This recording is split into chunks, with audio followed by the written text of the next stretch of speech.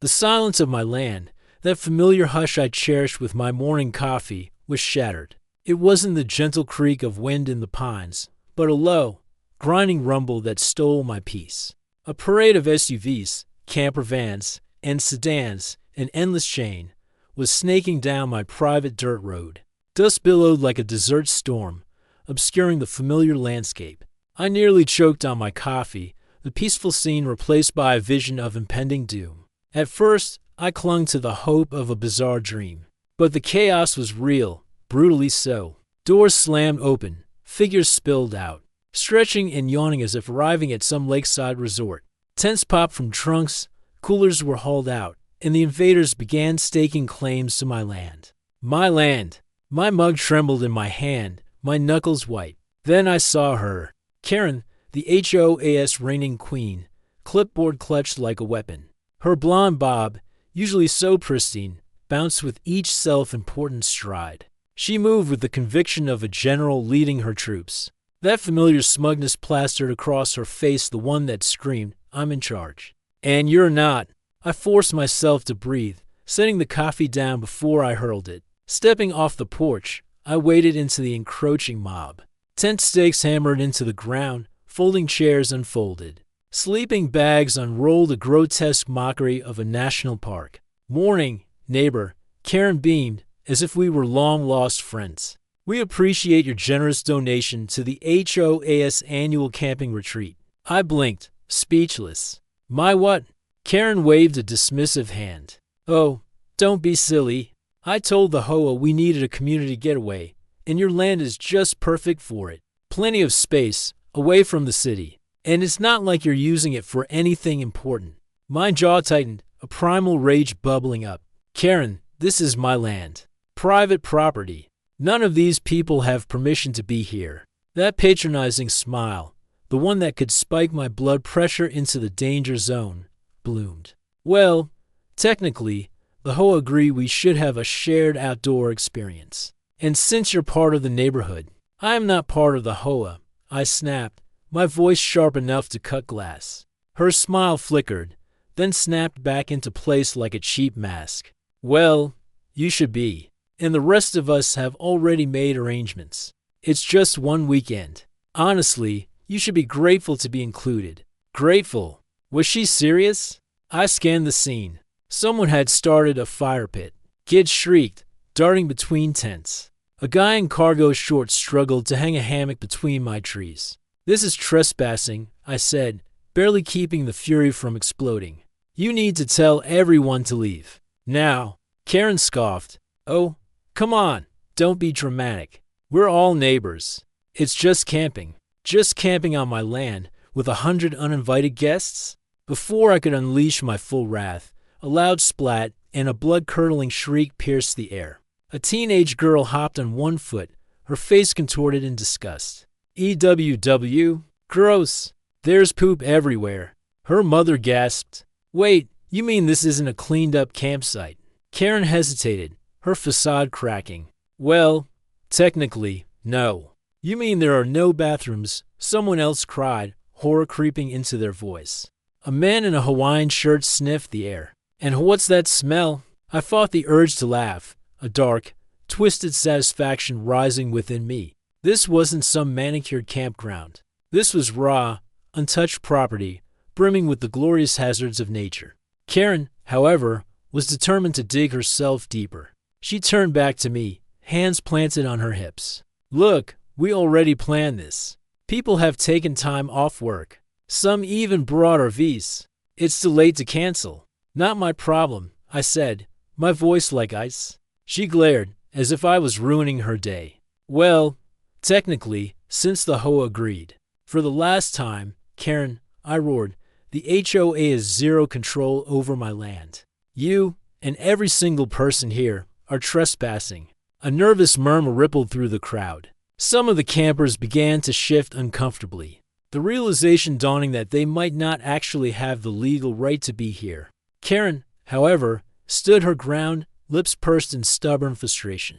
"Well," she huffed, "if you're going to be so selfish about it, maybe we should put it to a vote." I stared at her, incredulous. "A vote? You think you can vote to take over my land? She lifted her chin, her eyes gleaming with defiance. Well, we live in a democracy, don't we? I ran a hand down my face, inhaling deeply. All right, Karen, if you want to play it this way. All right, Karen, I said, a grim determination hardening my voice. If you want to act like this is some kind of democracy, let me introduce you to my security detail. I reached for my phone, punching in a quick call. It's time, I said simply, before hanging up. Karen's eyebrows furrowed. Time for what? A deep, rumbling growl cut her off. From behind the main barn, they emerged, my real protectors. 6 massive dogs, each one trained, disciplined, and built like a tank. They rounded the corner, their sleek black coats gleaming in the sun, their sharp eyes locking onto the trespassers with an intensity that sent shivers down spines. The crowd froze. Someone dropped a bag of marshmallows. Are those friendly? A woman whispered, stepping behind her husband. Depends, I replied, a dangerous edge creeping into my voice. The largest of the pack, a beast of a Belgian Malinois named Titan, let out a deep bark that rattled through the air. Karen's face drained of all color. You can't just bring attack dogs into this. I folded my arms. Oh, but you can bring 100 strangers onto my land? Titan took a slow, calculated step forward. Another dog, Shadow, followed suit. Her ears pricked, her eyes locked on Karen like she was prey. Karen swallowed hard. You wouldn't. I shrugged. They're trained not to attack unless someone provokes them, I added, watching Karen's eyes widen as realization dawned. And just like that, the so-called community camping retreat descended into utter chaos. People scrambled, shoving their belongings into bags, tripping over each other in their rush to escape. The man in cargo shorts abandoned his hammock altogether. A family of 4 practically sprinted to their minivan. Karen, now perched precariously on the hood of an SUV, shrieked, I'm calling the police. I chuckled, pulling out my own phone. Go ahead. I already did. As if on cue, a pair of squad cars pulled up, their sirens silenced. Karen gawked at me in disbelief as the officers stepped out, their faces grim and unyielding. That's when she knew she had lost. The triumphant smugness that had defined her was replaced with a mixture of fury and stark, cold panic. The campers who had moments before been setting up their dream weekend retreat were now frozen in place, their laughter and chatter replaced by uneasy silence. Karen, however, tried to compose herself, her fingers gripping the clipboard so tightly her knuckles turned white. She took a deep breath, squared her shoulders, and marched toward the officers like she was about to file a formal complaint at a customer service desk. Thank goodness you're here, officers, she exclaimed, flipping through the pages on her clipboard. This man has released dangerous animals on innocent families. We were just trying to enjoy a peaceful community event, and he's threatening us. She pointed a manicured finger at me, her voice trembling with fake distress. This is criminal behavior. He needs to be arrested immediately. One of the officers, a tall guy with a mustache that looked like it had seen more action than most war veterans, gave her a long, unimpressed look. He then turned to me. Sir, you called about trespassers? I nodded. Yes, this is my land. I never gave anyone permission to be here. And now I've got 100 people treating my property like a public park. And as for the dogs, I added, glancing at Karen, they're just making sure no one tries anything stupid. The other officer, a woman with sharp eyes and a clipboard of her own, looked at Karen. Mom, do you have written permission to be here? Karen blinked, thrown off by the question. Well, I mean, we the whole agree that this space would be perfect for our retreat. It's just for the weekend. The officer's expression didn't change. That's not what I asked. Do you have written permission from the owner? Karen's mouth opened and closed like a goldfish. She looked around, clearly hoping someone would back her up. But most of the campers were now focused on packing up their stuff, too nervous to get involved. The officer sighed and turned to me. Do you have proof this is your property? I didn't answer right away. Instead, I walked over to my truck, reached into the glove compartment, and pulled out a neatly organized folder. I handed it to the officer, who flipped through it with practiced efficiency. Land deed registered in your name, she muttered. No Hoa involvement. No shared community spaces. She snapped it shut and looked at Karen. Ma'am, you and everyone else here are trespassing. Karen sputtered. That can't be right. He's part of the neighborhood. That means the Hoa has jurisdiction. The officer raised an eyebrow. That's not how property laws work. The HOA only governs members who have agreed to their rules. This man is not a member, and this land is not Hoa property. You have no authority here. Karen's face twisted into something resembling a furious cartoon villain. But we planned this for months, she wailed, stomping her foot like a child throwing a tantrum. People took time off work. We printed schedules and everything. The officer's patience was visibly thinning. Ma'am, that's not his problem. You can't just take over someone's land because it's convenient for you. Before Karen could argue further, a loud guttural growl cut through the tension. Titan had stepped forward, his massive frame casting a shadow over the ground. His ears were perked, his dark eyes locked on Karen with an expression that almost seemed to say, I dare you to keep talking. Karen let out a strangled noise and scrambled back, nearly tripping over her own feet. You need to get rid of those beasts, she screeched. I smirked. They're on my land, and like you, they have permission to be here. The officer seemed to fight back a chuckle, but quickly regained his serious demeanor. All right, folks, he announced, addressing the crowd. You've got 10 minutes to pack up and clear out. If you're still here after that, we'll start issuing citations for trespassing. A ripple of panic spread through the campers. People started grabbing their belongings in a frenzy, stuffing tents into bags, dragging coolers back to their vehicles. A few grumbled about how they didn't even get to roast marshmallows, but no one dared argue with the police. Karen, however, wasn't ready to give up. She rounded on me, her face red with frustration. This isn't over. You're ruining a community event. You're making yourself the enemy of your own neighborhood. I shrugged. I don't care about the neighborhood, Karen. I care about my land. And next time, if you or anyone else tries this again, my dogs won't just be standing around. Her face paled. You wouldn't dare. I stepped closer, lowering my voice just enough so that only she could hear. Try me. She opened her mouth, then closed it, her jaw clenching as she realized she had lost. With one final glare, she stomped off toward her car, slamming the door so hard that the whole vehicle shook. I watched as the last few stragglers loaded up their stuff, throwing cautious glances at the dogs still standing in formation. Titan let out one final bark, as if giving them a countdown. That was enough to send the remaining campers scrambling. The officers waited until the last vehicle had driven off before turning back to me. The mustached one tipped his hat. Looks like you handled that pretty well. I gave him a half smile. Thanks for backing me up. The female officer glanced at the dogs, then back at me. Got to say, that's an effective security system. I chuckled. They're better than any alarm. She nodded. Well, let us know if they try this again. Something tells me that woman isn't going to let it go. I sighed, already expecting another Karen-sized headache in the future.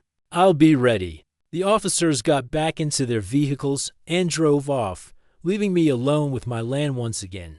I took a deep breath, finally letting my shoulders relax. The quiet had returned, and with it, a deep sense of satisfaction. I turned to my dogs, who were now sitting attentively, their eyes still scanning the area. Good job, guys. Titan wagged his tail, and Shadow gave me a quick nuzzle before trotting off to patrol the property again.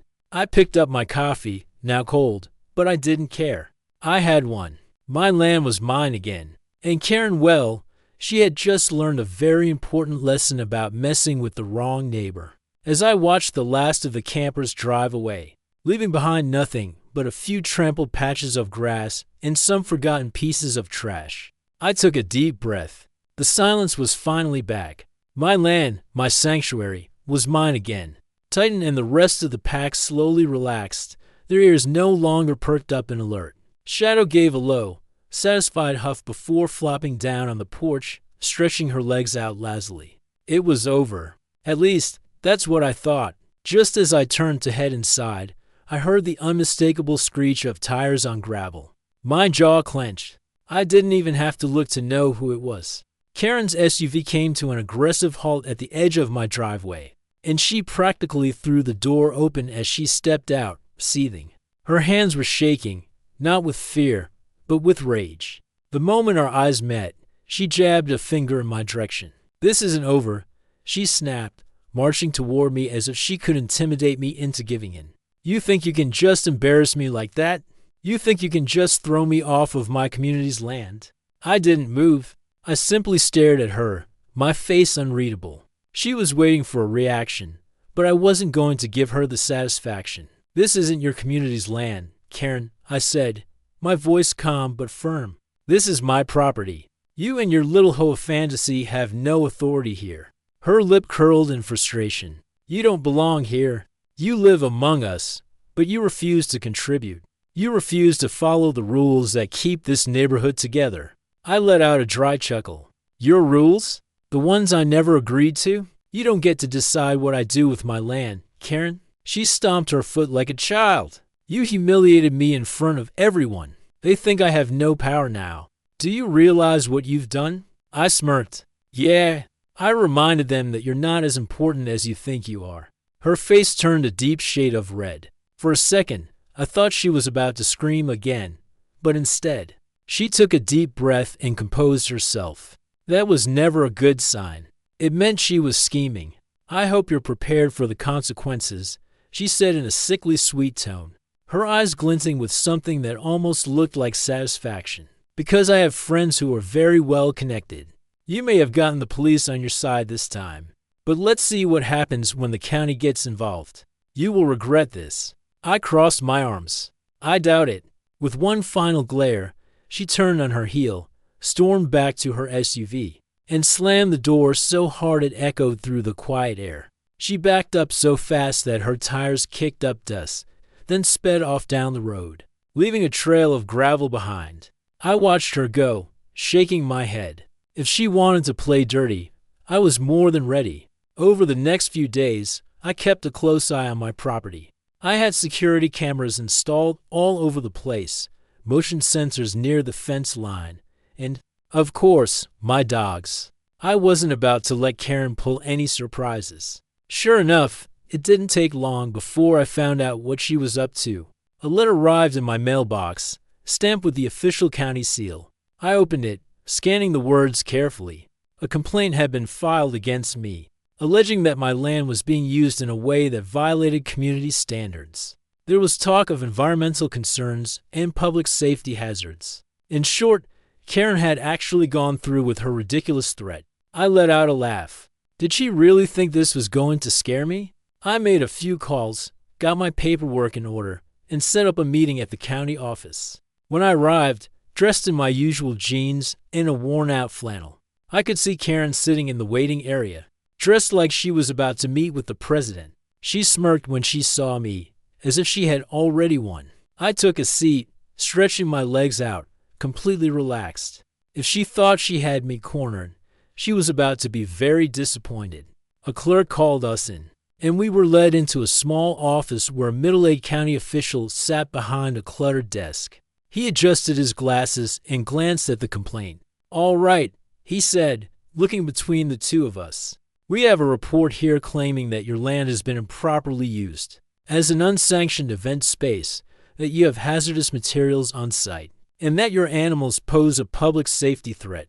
Is that correct?" Karen immediately sat up straighter. "Yes, he has attacked dogs that nearly mauled innocent families, and his land is completely unsafe for the community." The official turned to me. "Sir, do you have anything to say in response?"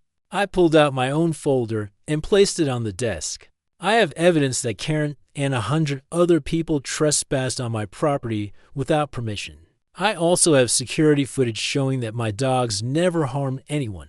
They were controlled, trained, and simply doing their job of protecting my land." The official frowned as he flipped through the documents. Karen's confident smirk was slowly fading. "I also have the police report from the officers who responded that day," I continued. "It confirms that Karen organized an illegal gathering on my property, and that she had no legal right to be there." Karen's mouth opened, but nothing came out. The official sighed, rubbing his temples. Ma'am, you do realize that this complaint holds no legal weight, right? This land is privately owned, and the Hoa has no jurisdiction over it. There is no violation here. Karen's face twisted with fury. But she turned to me, her eyes burning with resentment. You can't just get away with this. I smiled. Looks like I can. The official gave her a pointed look. Ma'am, I strongly suggest you refrain from filing any further baseless complaints. Otherwise, you might be the one facing legal action. Karen's entire body went stiff, her lips pressed into a thin line, her hands gripping the arms of her chair. She looked at me, pure hatred in her eyes, but she knew she had lost again. Without another word, she stood up and stormed out of the office. I watched her go, shaking my head. Some people just don't know when to quit. As I stepped out into the fresh air, I took a deep breath. It was over. This time, for real. Karen had tried everything: manipulation, lies, even legal threats, and she had failed at every turn. That night, as I sat on my porch watching the sunset, Titan rested his head on my lap, his tail thumping lazily against the wooden floor. Shadow and the rest of the pack were sprawled out around me, completely at peace. I sipped my drink, enjoying the quiet, knowing that no matter what Karen tried next, she would always be met with the same reality: this land was mine, and no amount of HOA nonsense was ever going to change that.